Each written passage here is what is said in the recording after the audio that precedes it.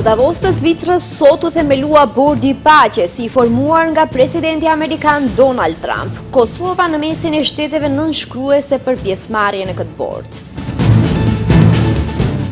Një ditë pas paralajmërimeve për masa radikale, qeveria këmbgul që sindikatat dhe punëdhënësit të merren vesh për rritjen e pagave. Maqedonia e Veriut ka shënuar rënje për 12 vende në indeksin e perceptimit të korrupsionit. Opozita shqiptare me reagime të ashpra. Këtë vit janë shënuar 46% më shumë raste të prekura nga gripi. Moshat më të ndjeshme janë fëmijët dhe personat mbi 64 vjet.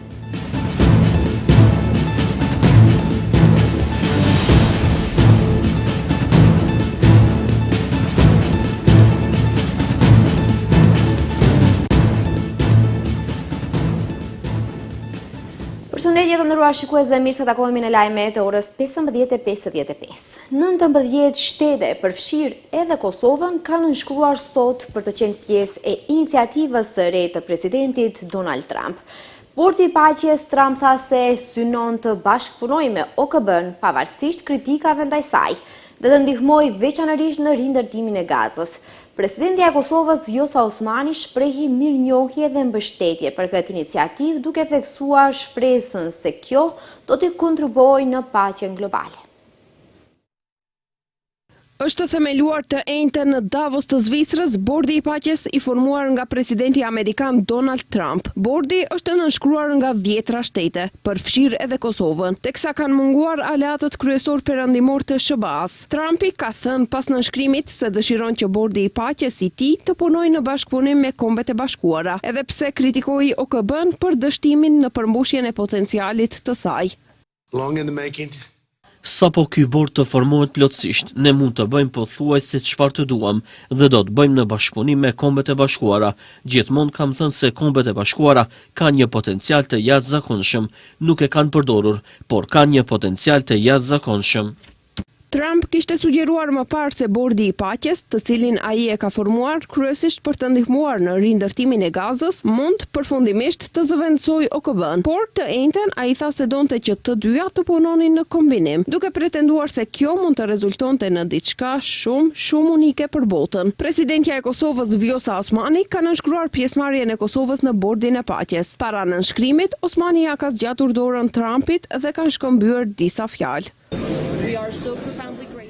Ne jemi thellësisht mirënjohës dhe krenar që qëndrojmë për krah presidentit Trump në këtë iniciativë të re dhe në këtë organizatë ndërkombëtare, bordin e paqes, për të cilën kam shumë shpresë dhe besim se do t'i ndihmoj vendet në mbar botën të arrijë paqen që meritojnë dhe paqen që tani e gëzojmë fal vendeve që na kanë mbështetur. Në nënshkrimin për të qenë pjesë e këtij bordi, sot e kanë dhënë vetëm 19 shtete: Argjentina, Armenia, Bullgaria, Bahreini, Azerbajxhani, Hungaria, Indonezia, Jordania, Kazakistani, Katari, Kosova, Maroku, Pakistan, Paraguay, Arabia Saudite, Turqia, Emiratet e Bashkuara Arabe, Uzbekistan dhe Mongolia. Janë vendet që kanë nënshkruar në ditën e themelimit të këtij bordi. Qeveria këmbgul që sindikatat dhe punëdhënësit të merren vesh me njëri tjetrin për rritjen e pagave. Ministri i Transformimit Digital Stefan Andonovski nuk komentoi paralajmërimet për bllokadë institucionale nga ana e sindikatave, por përsëriti qëndrimin e qeverisë se ata do të mbështesin çdo marrëveshje mes palëve. Pavarësisht paralajmërimeve për protesta dhe blokada të institucioneve nga ana e sindikalistëve, të cilët kërkojnë pagë minimale prej 600 eurosh, qeveria vazhdon të insistojë se për të njëjtën duhet të merren vesh. Punëtorët dhe punëdhënësit, i pyetur nga televizioni Shenja, ministri i Transformimit Digital Stefan Andonovski nuk komentoi paralajmërimet për blokadë institucionale, por përsëriti qëndrimin e qeverisë, duke thënë se ata do të mbështesin çdo marrëveshje mes palëve dhe nuk do të ofrojnë zgjidhje të pafavorshme për asnjërin palë të përfshirë në bisedime.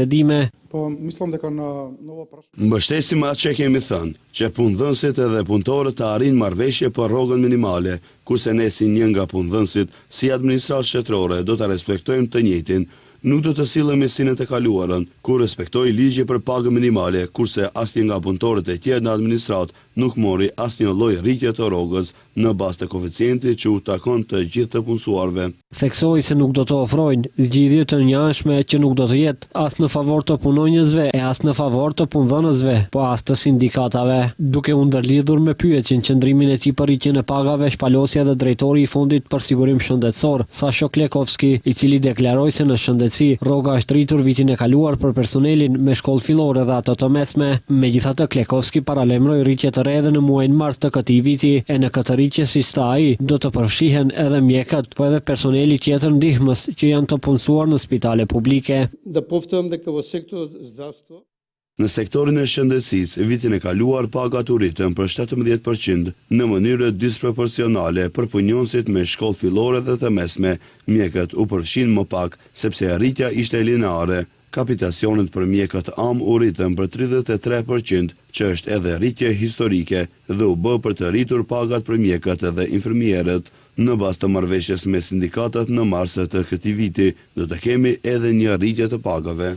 Kujtojmë se lidhja e sindikatave paralajmëroi se të mërkurën e 28 janarit do të nisin protestat. Ata paralajmëruan një sërmasash, po nuk përjashtuan edhe mbledhjen e 10.000 nënshkrimeve që të mund në mënyrë formale të dorëzojnë propozim ligj në kuvent për rrogë minimale prej 600 eurosh dhe rritje proporcionale të rrogave tjera. Sindikata policore e Maqedonisë është sindikata e parë që është përgjigjur pozitivisht ftesës së lidhjes së sindikatave të Maqedonisë së Veriut për organizimin e një proteste, e cila do të mbahet më 28 janar, me fillim nga ora 17, me kërkesë të vetme pagë minimale prej 600 eurosh për të gjithë të punësuarit.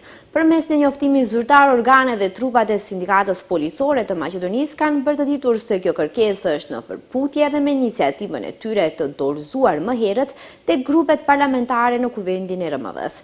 Para miratimit të buxhetit për vitin 2026, ku kërkohet rritje pagave prej 20% për të punësuarit në MPB, ASK dhe departamentet tjera brenda MPB-s. Në fund të njoftimit, sindikata policore e Maqedonisë u bën thirrje të gjithë anëtarëve të saj që në numër sa më të madh të marrin pjesë në protestën e paralajmëruar, duke theksuar se vetëm përmes unitetit mund të arrihen kërkesat e punëtorëve.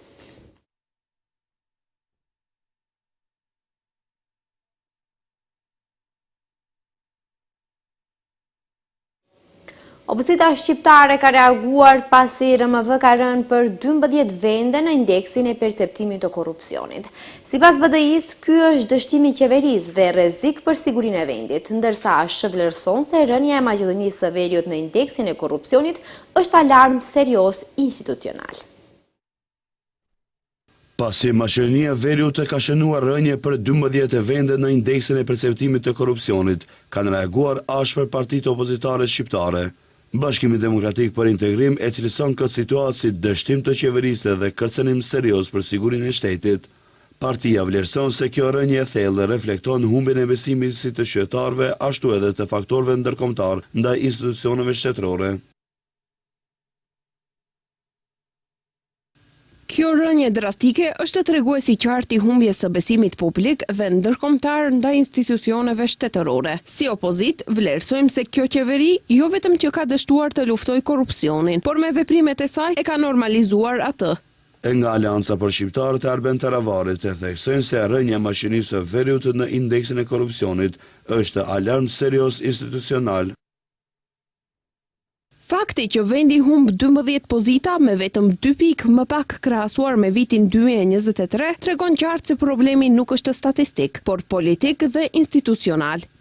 Sipas tyre, ky regres lidhet drejt për drejt me ndryshimet e kontestuara në kodin penal, të cilat u perceptuan gjerësisht si ndërhyrje për amnisti të fshehtë dhe mbrojtje të funksionarëve të korruptuar. Kujtojmë se sipas raportit më të fundit të organizatës ndërkombëtare Transparency International për vitin 2024, Maqedonia e Veriut ka shënuar rënje prej 12 vendeve, duke u renditur në vendin e 88 nga 180 shtete me vetëm 40 pikë. Është ironi e pastër që BDI-a i flet për korrupsion. Për një moment menduam mos ua ka thyer dikush faqen, sepse është e pavesueshme që pikërisht partia që e çoi Maqedoninë e Veriut në pozitat më të ulta historike në Transparency International sot del të jap leksione. Kështu kanë reaguar nga koalicioni Vlen ndaj BDI-s, duke shtuar se, siç thonë, nëse BDI ka harruar, opinioni nuk ka pse harron. Ata shtojnë se në kohën e BDI-s vendi zbriste deri në pozita 104 apo 111. Produkti qeverisjes së BDI-s nga Vlen theksojnë se është Gjoko Ristov, i kapur me 350.000 euro. Produkti BDI-s është edhe Enver Bexheti, non grata gjykatësi që me urdhër të Artan Grupit hapte dyere mbyllte dosje, derisa e nxorri Sasho Mjallkovi nga burgu me para. Korrupsioni nuk po lind sot, por sot vetëm po qahet ombrella që i mbante të paprekshëm. Dhe sa më shumë të dalin këto fakte, aq më shumë do ta kuptoj opinionin se BDI ka nevojë të bërtasë dhe të mbetet në opozit, thuhet në reagimin e Vlenit.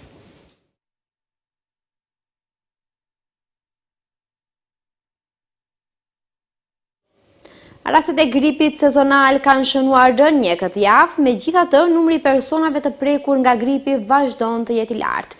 Të dhënat e Institutit për Shëndet Publik tregojnë se këtë vit ka 46% më shumë raste të prekura nga gripi. Moshat më të ndjeshme janë fëmijët dhe personat mbi 64 vjeç. Për një javë janë shënuar 2032 raste të reja me grip. Kështu bëjnë me dije nga Instituti për Shëndet Publik. Megjithatë, siç thonë ata, ky numër është për 11.2% më i ulët se një javë më herët. Por krahasuar me një vit më parë në të njëjtën periudhë, si vjet ka më shumë raste të paraqitura me grip. Krahasuar me të njëjtën javë të sezonit të kaluar, numri i personave të prekur është rritur me 46%, ndërsa krahasuar me mesataren e 15 sezoneve të fundit është ulur me 6.9%. Incidenca është mbi pragun për aktivitet të mesëm. Më shumë të sëmurë sipas ISHP-s janë të moshës nga 15 deri 64 vjeç, kurse incidenca më e lartë është regjistruar tek fëmijët deri në 4 vjet. Sa i përket moshës, 1274 persona kanë qenë të moshës 15-64 vjet. Gjithsej, 279 ishin fëmijë të moshës deri në 4 vjet, 266 të moshës mbi 65 vjet, kurse 243 ishin fëmijë të moshës 5 deri në 14 vjet. Numri më i madh i rasteve me grip është evidentuar në Shkup, Tetov, Ohër, Manastir dhe Kumanov, ndërsa aktivitet shumë të lartë të gripit sipas ISHP-s është vërejtur në Dibër, Ohër, Shën Nikoll dhe Kavadar, që nga fillimi i sezonës janë regjistruar gjithsej 8209 raste me grip, që është 2 fishi më shumë se vjet, si dhe janë shënuar 3 raste të vdekjes. Të vaksinuar nga gripi deri më tani janë 79.078 persona. Rreth 63.2% e qytetarëve në Maqedoninë e Veriut kanë blerë online gjatë vitit 2024, duke renditur vendin ndër tregjet më aktive në rajon, por ende nën mesataren europiane. Megjithse e-tregtia po shënon rritje të vazhdueshme, raporti tregon se kjo nuk mjafton për zhvillim afatgjatë. 63.2% e qytetarëve në Maqedoninë e Veriut blejnë online, por vendi mbetet i papërgatitur për e-tregti me inteligjencë artificiale. Thuhet në përmbledhjen e e-tregtisë në Ballkanin Perëndimor 2025, të përgatitur nga shoqata për e-tregti. Sipas raportit, gjatë vitit 2024, mbi gjysma e përdoruesve të internetit kanë realizuar blerje online, duke e renditur vendin ndër tregjet më aktive në rajon. Megjithatë, niveli i blerjeve online mbetet ende nën mesataren e Bashkimit Evropian. Ekspertët vlerësojnë se rritja e tregtisë është sinjal pozitiv, por nuk mjafton për zhvillim afatgjatë. Sfida kryesore është nëse ekonomia është e përgatitur për fazën e ardhshme. E-tregtarin e mbështetur nga inteligjenca artificiale. Inteligjenca artificiale po transformon shpejt mënyrën se si funksionojnë bizneset, veçanërisht në tregtinë online, përmes ofertave të personalizuara, marketingut digital inteligjent, logjistikës më efikase, menaxhimit të stokut dhe zbulimit të mashtrimeve. Me një rezultat prej 0.48, Maqedonia e Veriut mbetet dukshëm pas mesatares së BE-s dhe shumicës së vendeve të rajonit, duke lënë pas vetëm Bosnjën dhe Hercegovinën. Ndërkohë, vende si Danimarka, Holanda dhe Estonia kryesojnë me indeks mbi 0.76. Raporti thekson se pengesat kryesore janë infrastruktura e dobët digjitale, kapaciteti i ulët inovativ dhe integrimi i pamjaftueshëm në ekonominë digjitale globale, edhe pse ka përmirësime në kapitalin njerëzor. Sipas shoqatës për e-tregti, faza e ardhshme e zhvillimit duhet të fokusohet në cilësi, besim dhe qëndrueshmëri, në mënyrë që e-tregtia të rritet në mënyrë konkurruese dhe të sigurojë mbrojtje më të mirë për konsumatorët. Raporti u prezantua në konferencën e 8 rajonale për e-tregti dhe përfshin të gjitha vendet e Ballkanit Perëndimor. 4 shërbime të reja nga Fondi i Sigurimit Shëndetësor janë tashmë të disponueshme në portalin kombëtar të shërbimeve usugi.gov.mk. 3 prej tyre janë të dedikuara për personat fizik, ndërsa 1 për personat juridik, ka njoftuar Ministri i Transformimit Digjital Stefan Andonovski dhe drejtori i Fondit për Sigurim Shëndetësor Sasho Klekovski. Kjo nën kupton që prej tani certifikatat e lindjes, certifikatat e martesës, certifikatat e vdekjes dhe shërbimi i ri certifikatës së statusit martesor do të jenë të disponueshme falas në portal dhe me disa klikime. Qytetarët mund t'i marrin këto shërbime. Ndërkaq për personat juridik, për herë të parë është mundësuar një shërbim elektronik për lëshimin e certifikatës së kontributeve të paguara për sigurimin e detyrueshëm shëndetësor. Individët kanë atjetër mund të marrin në formë elektronike certifikat regjistrimi dhe shlajmërimi në sigurimin e detyrueshëm shëndetësor, certifikat të personit të siguruar ose të pasiguruar dhe kontributeve të paguara, si dhe një certifikat të kompensimit të pagës të paguar gjatë paaftësisë së përkohshme për punë.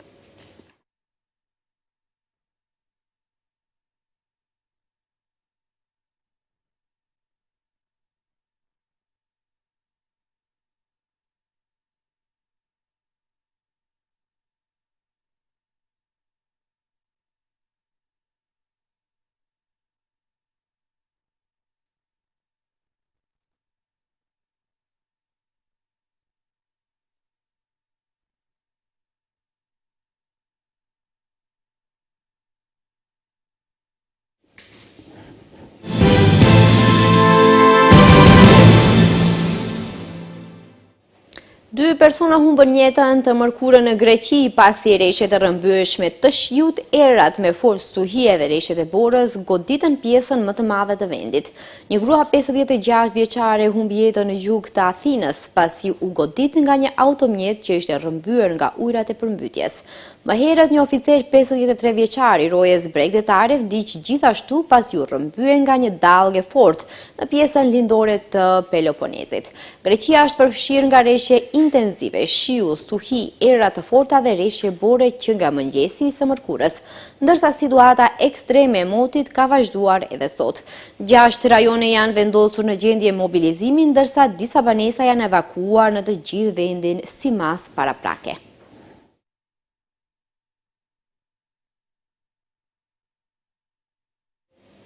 Presidentja e Komisionit Evropian Ursula von der Leyen i mbjetoi të ejte një vote mosbesimi të mbështetur nga partitë e ekstremit të djathtë në Parlamentin Evropian mbi marrëveshjen tregtetare me Mercosur. Mocioni, i cili kërkonte 2/3 e votave të hedhura për të miratuar, u refuzua me shumicë të qartë me 390 ligjvënës që votuan kundër, 165 pro dhe 10 abstenime. Votimi u inicua nga disa grupe të krahut të djathtë në Parlamentin Evropian, përfshirë grupet e ekstremit të djathtë, Patriotët për Europën dhe Europa e kombeve sovrane, si dhe konservatorët dhe reformistët evropian të moderuar. Mocioni i mosbesimit synon të ta detyronte presidenten e KE-s të jepte dorëheqjen për shkak të nënshkrimit të së shtunës të marrëveshjes të tregtisë të lirë me bllokun tregtar të Amerikës së Jugut të Mercosur, i cili përfshinte Brazilin, Argentinin, Urugajin dhe Paraguajin. Mocioni i mosbesimit ishte i katërti me të cilin u përball von der Leyen që nga fillimi i mandatit të saj të dytë në fund të vitit 2024.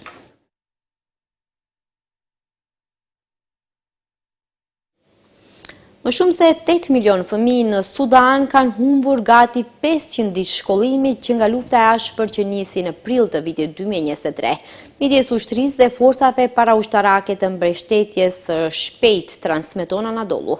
Organizata Save the Children me seli në Mbretërinë e Bashkuar tha se fëmijët e prekur gati gjysma e popullsisë në moshë shkollore të Sudanit kanë kaluar rreth 484 ditë jashtë klasës, pasi lufta ka dëmtuar shkollat, ka zhvendosur familjet dhe ka lënë mësuesit pa pagesë për muaj të tërë. Organizata e përshkroi situatën si një nga krizat më të këqija arsimore në botë, duke paralajmëruar se miliona fëmijë tani kanë gjithnjë e më shumë gjasa të përfundojnë ndonjëherë studimet e tyre. Në Darfurin e veriut, ku luftimet vazhdojnë, vetëm 3% e më shumë se 1100 shkollave janë të hapura, sipas të dhënave të grupit të arsimit të cituara nga Save the Children. Konflikti i përgjakshëm midis ushtrisë dhe RSF-s ka vrarë mijëra njerëz dhe ka zhvendosur miliona të tjerë. Shikues të nderuar, këtu është fundi i lajmeve. Ju falenderoj që na ndoqët, mirupafshim.